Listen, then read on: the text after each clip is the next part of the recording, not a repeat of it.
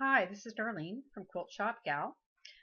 This is my first ever video tutorial, and I hope you'll have patience and with me as I'm learning how to do this, but I hope you'll also enjoy what I have to share today. I love EQ7 software. Actually, I love all things EQ, but I also love machine embroidery. So I was delighted when EQ came out with EQStitch, which is a plugin for EQ7 software. When you use this plugin,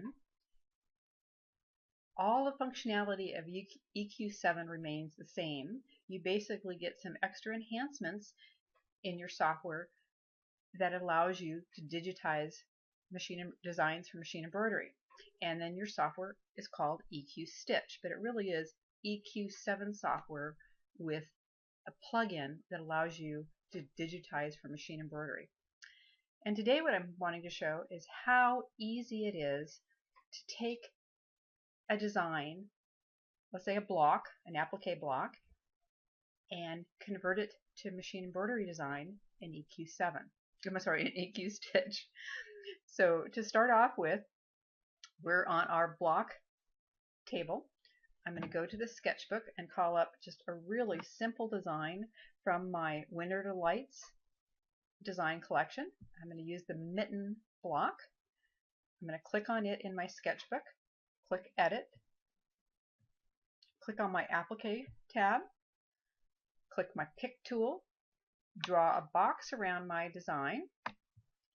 Using my keypad, I'm going to click the Control and the C keyboard on my keyboard to copy. I'm going to then go over to my stitch table and click on Stitching, New Design, and I'm just going to do an embroidery design with fills versus a machine applique. I've also previously set up my hoop size, but I'm going to show you how to do it. You would click on Stitching, Drawing Board and Hoop Setup. From there you would select your machine embroidery format and either pick a standard hoop size or your custom hoop size.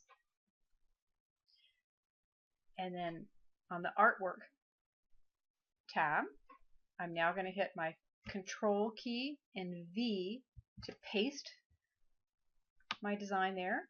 I'm going to use my cursor to nudge it up a little bit in the center of the block.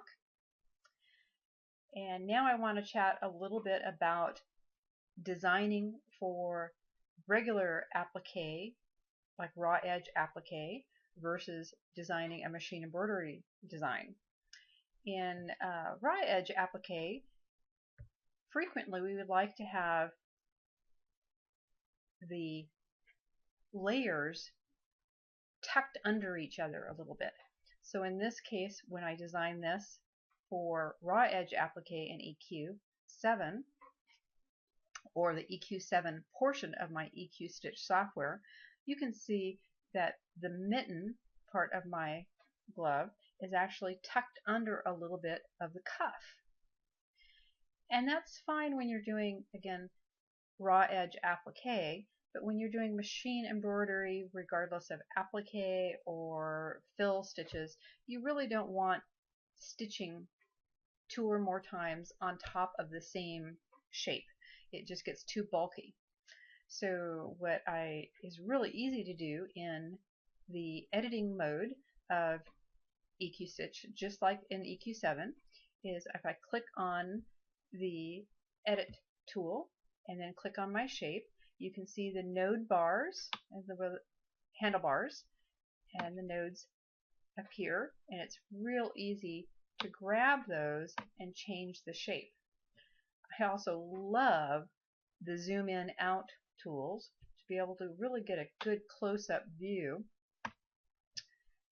of my shape. And you can see here I want to do a little bit more fine-tuning. Click that node, drag it over. I'm going to scroll up just a little bit, grab this node over here, drag it over, use my handlebars. Oops, I lost it.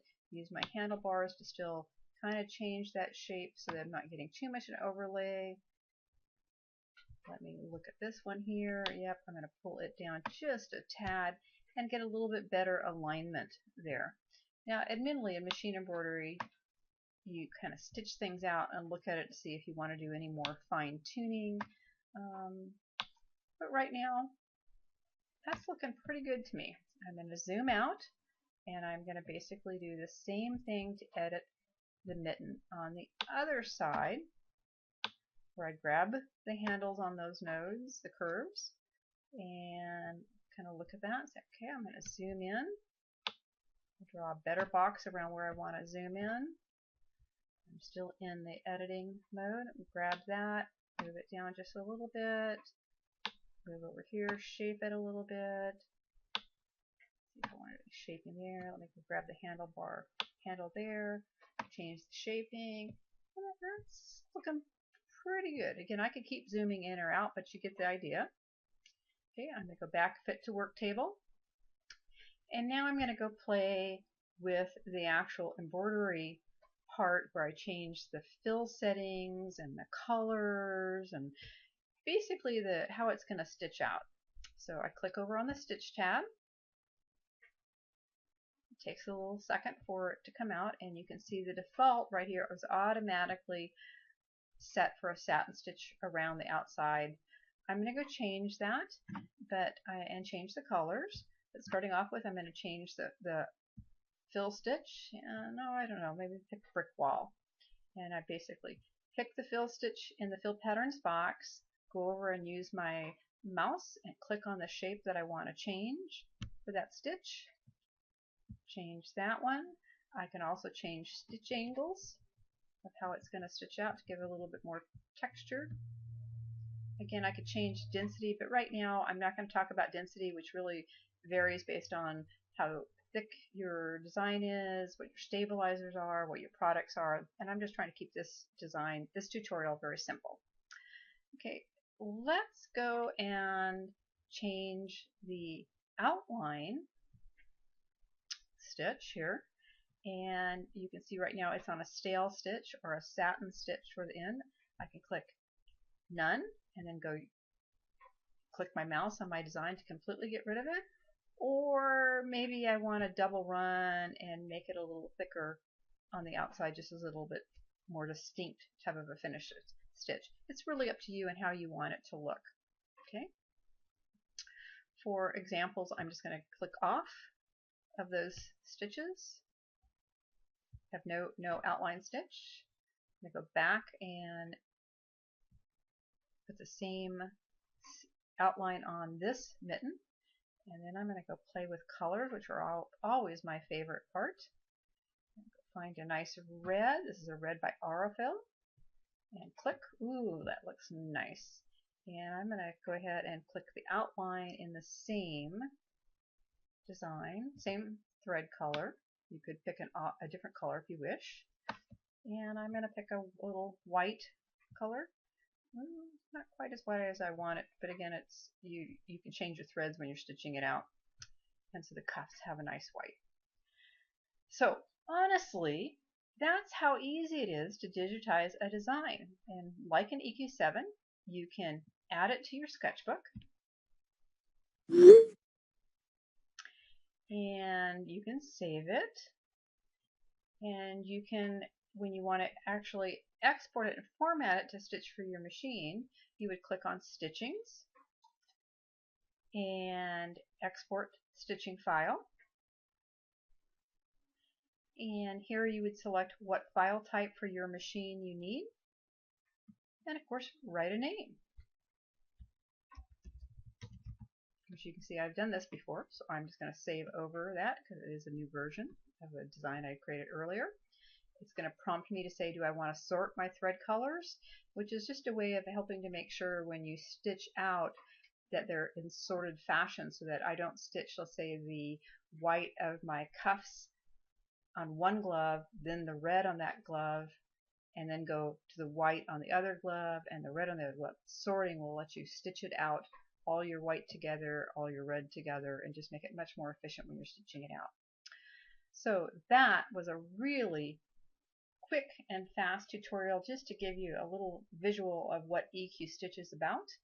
Again, it's a great plugin for EQ7 users. It's very inexpensive and extremely easy to use. Great for creating quilt labels, little designs, simple designs. You can do machine embroidery fills, you can do applique. Just a great entry-level package that's a lot of fun and super to use, easy to use for EQ7 users. So hope you liked my little tutorial today.